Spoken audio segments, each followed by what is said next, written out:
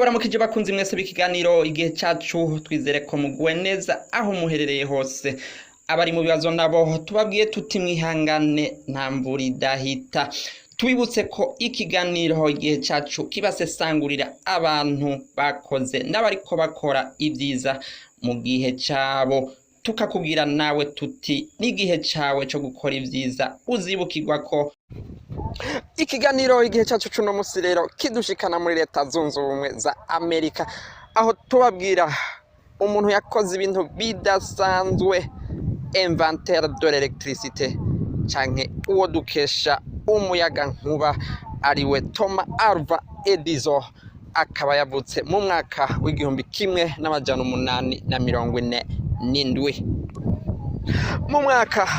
mu mwaka w'igihumbi kimwe n'amajana 879 rero niho itara rya mbere ry'umuyaga nkuba ampoule électrique ryatangura kwaka ukaba wabaye umunsi udasanzwe ku banyamerika wo kwiganzura umwijima bakaja mu muco inshuro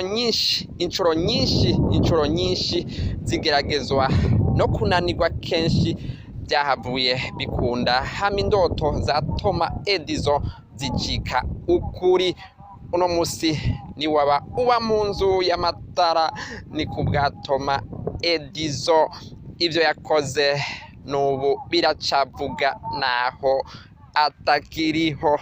Et si je vous disais que votre persévérance est l'un de vos meilleurs actifs? Thomas Edison nous a fait un cadeau inestimable avec l'invention de l'ampoule électrique. Seulement, il a été très lent à la créer.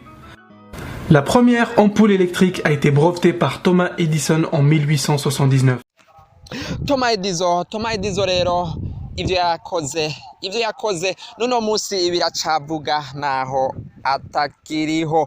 Thomas Edison rero atubwira ko iyo ufise indoto z'ikintu ushaka gushikako ati ni kwihangana la perseverance.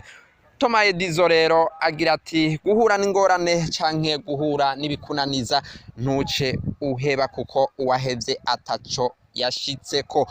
Agira ati n'aya majambo agira ati je n'ai pas échoué une seule fois, j'ai simplement découvert 10 000 façons qui ne fonctionnaient pas.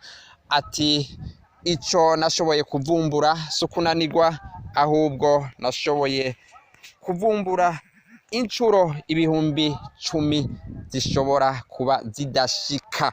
Thomas Edison rero niwe dukesha umuyaga nkuba. Tubibutse ko kera mu gucana basokuru bakoresha ibiti bibiri ivyo bita protema hama umuyaga nkuba umuriro wo gucana mu ntungesi umuyaga nkuba umuriro wo gucana ugaheza ukaboneka n'igihe cawe rero reka inzigo urafise ingabire urafise impano urashoboye pfa kugira indoto gusa y'ikintu wobera inyishu hari ingwara zananiranye gukira iyumvire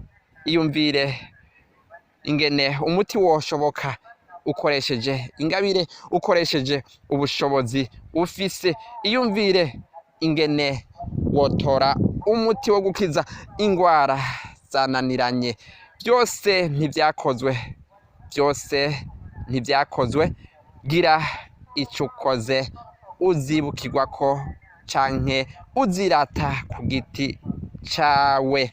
Aha niho ikiganiro cuno musi kigarukiye. Mwakoze mwese mwaduteze amatwi tukazosubira mu biganiro byacu byo hanyuma. Mwari kumwe na Tarsi nzosaba ubategurira akongera akabashikiriza ibiganiro. Mwese ndabubaha mugira muba mwubahwe Imana ibahezagire. Harawakoze